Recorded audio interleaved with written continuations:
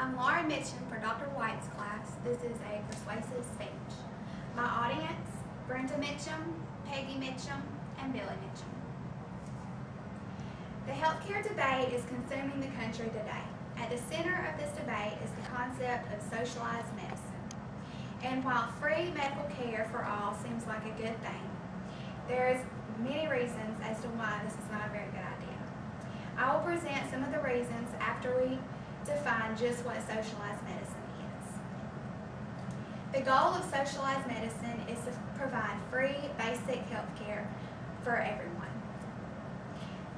These facts came from the Socialized Medicine in Sweden, Some Bad Medicine, Socialized Medicine, the Canadian Experience. There are several reasons as to why this is not a very good idea.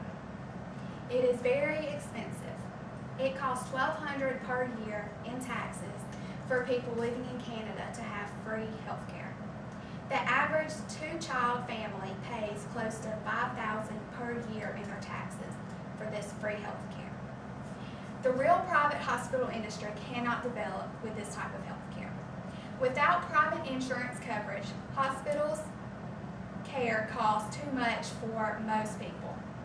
Incomes of health workers and professionals are controlled by the government with this type of health care. Health care is also rationed for everyone.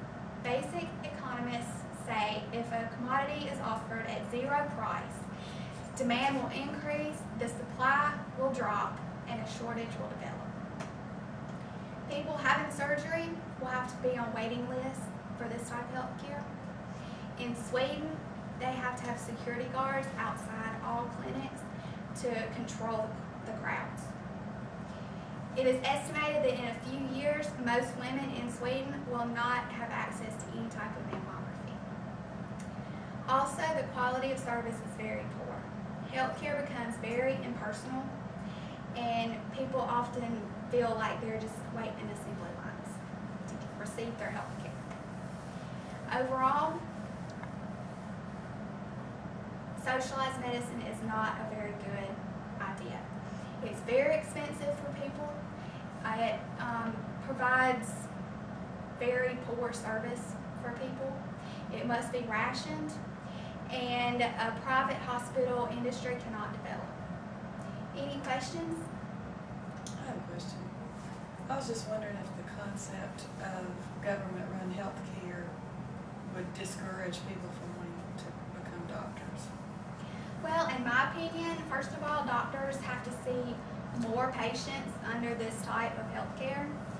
And second, potential doctors would not want their income controlled by the government.